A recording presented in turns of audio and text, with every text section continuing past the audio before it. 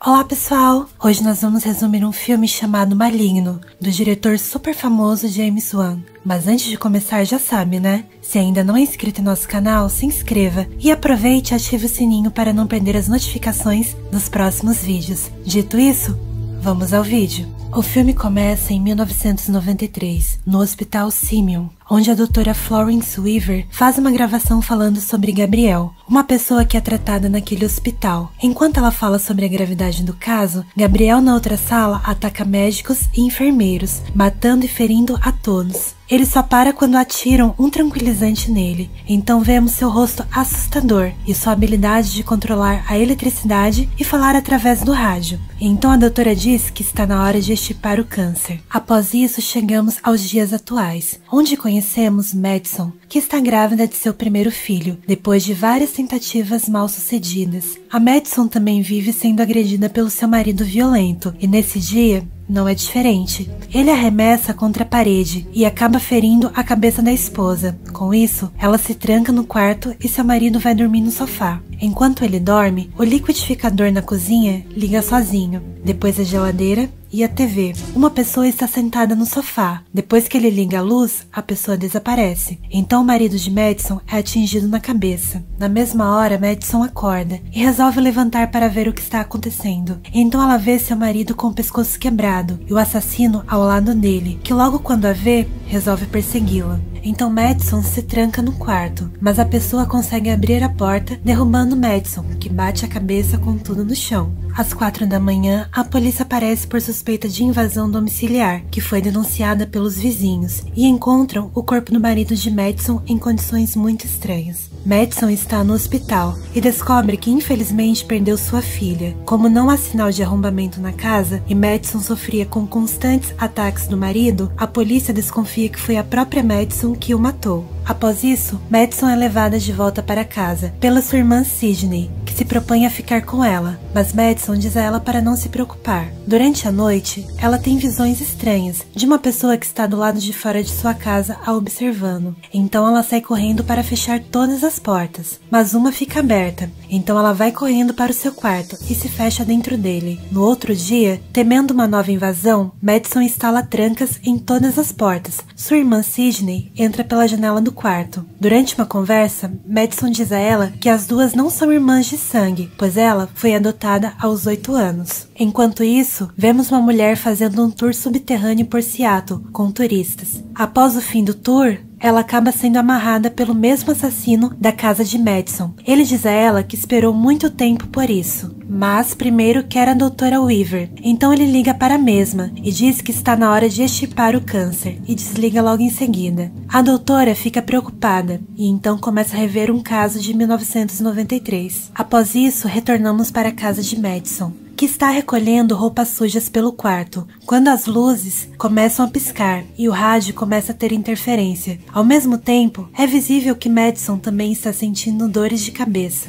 Então ela sai do quarto e ao descer pelas escadas, vemos uma pessoa correndo pelo corredor. Madison desce para verificar e então novamente as luzes começam a piscar e ela volta a sentir dores fortes na cabeça, que está sangrando neste momento. Depois de colocar a roupa para bater, Madison vê a doutora Florence do outro lado, onde a mesma grita, dizendo: "O que você está fazendo na minha casa?" Então Madison diz a ela que aquela é a sua casa. Então Madison sente seu corpo paralisado, e nesse momento, ela vê o mesmo assassino de seu marido agredindo aquela mulher. Madison vê tudo mudar ao seu redor, e nesse momento, ela está na casa da doutora, e vê o assassino matar a médica a sangue frio. Então depois disso, Madison acorda e passa a acreditar que teve uma visão sobre aquele assassinato. Após isso, vemos o homem que conhecia a doutora Florence. Ele, assim como a doutora, recebe a visita do assassino, que entra pela janela que estava aberta. Seu nome é Dr. Victor Fields. Madison mais uma vez se vê no quarto do homem, que está dormindo.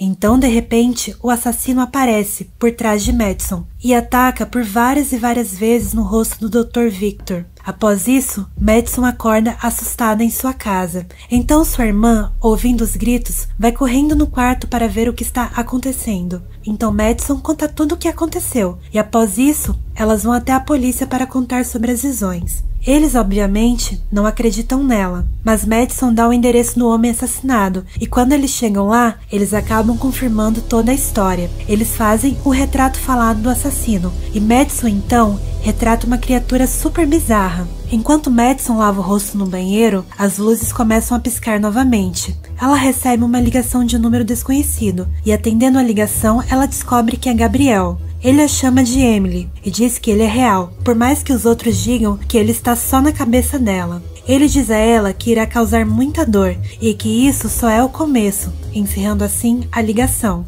O detetive descobre então que Madison foi uma das pacientes da doutora Florence. Enquanto isso, Madison e Sidney vão até a casa de sua mãe, a fim de perguntar a ela se durante o processo de adoção ela soube se Madison tinha algum irmão. Sua mãe adotiva diz que não, então Madison pergunta a ela quem então é o Gabriel.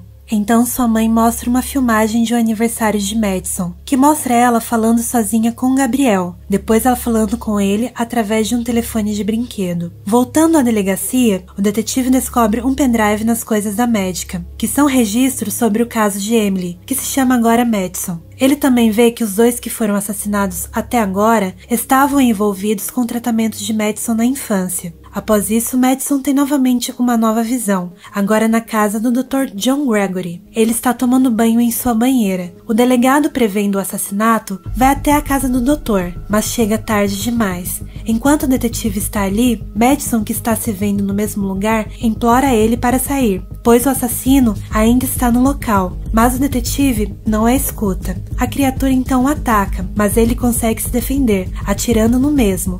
A criatura consegue fugir e sai correndo pelas escadas de incêndio. O detetive, vendo ele fugir, vai atrás dele e acaba descobrindo o seu esconderijo. Lá eles lutam mais uma vez, porém a criatura consegue fugir novamente. No outro dia, o detetive vai à casa de Madison e conta tudo a ela. Então eles oferecem a ela hipnoterapia, para descobrir se há alguma lembrança reprimida ou algum bloqueio. Então durante a sessão, Madison se vê em um hospital e depois sendo adotada pela sua nova família. Mas junto com ela vê também Gabriel, uma pessoa que só ela é capaz de enxergar. E então vemos Madison com uma faca na mão, muito próximo de acertar os seus pais adotivos, quando de repente ela acorda do transe. Durante a hipnose, Madison tem um ataque e tem que ser acordada pela hipnóloga. Depois disso, ela passa a se lembrar de tudo e diz que o assassino é o Gabriel. Após isso, vemos que a mulher que foi amarrada pelo Gabriel consegue se soltar, mas o chão rompe e ela acaba caindo bem no meio da sala de Madison.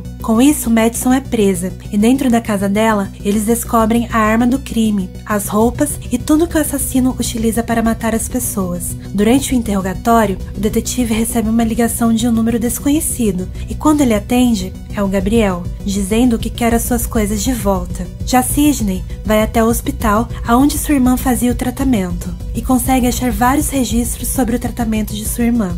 E então voltamos para a delegacia, com Madison já presa junto com várias mulheres na mesma cela. Retornando para a casa de sua mãe, Sidney assiste junto com ela as fitas sobre o tratamento de Madison, na época Emily, e descobre que a mãe de Madison ainda está viva e que é a mulher que foi atacada no subterrâneo de Seattle. Continuando as fitas, elas descobrem que Gabriel é real e que se trata de um gêmeo parasita que toma o controle do corpo e mente da Madison. Na época foi feita uma cirurgia para removê-lo, porém não foi possível fazê-lo por completo. De volta à delegacia, Madison é agredida pelas detentas e então Gabriel toma o controle do seu corpo e o show de horrores começa. Gabriel mata todas as detentas. Um guarda vendo tudo aquilo tenta pará-lo, mas sem sucesso acaba sendo morto e fazendo com que Madison / Gabriel saia daquela cela e fique solto na delegacia. Sidney conta tudo ao detetive sobre o gêmeo parasita. Enquanto isso, Gabriel, solto na prisão, começa a atacar todos os policiais. Depois de acabar com quase todos, ele vai atrás de Sidney. Por ciúmes, ele quer acabar com ela.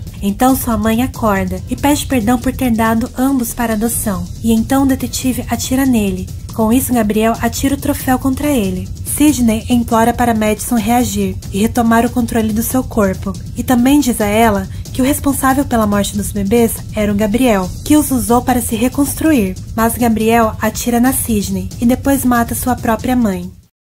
Porém, descobrimos que nada disso foi real. Se trata de um truque criado agora pela Madison, a fim de enganar Gabriel, que finalmente consegue tomar o controle de seu corpo. Ela o prende em sua mente, mas Gabriel a ameaça falando que um dia ele voltará a tomar o controle novamente. Mas então Madison diz a ele que agora está tudo bem, pois dessa vez ela estará preparada. Madison então diz que sempre procurou uma conexão de sangue com alguém e que nunca notou que essa conexão já existia, mesmo sendo de sangue ou não, com a sua irmã. E chegamos ao fim do vídeo. Um abraço a todos e nos vemos no próximo vídeo. I've seen a lot of change, been through a lot of pain. Some things are not the same as they were a year ago, but all will be okay. I move on each and every day. The past is where it stays.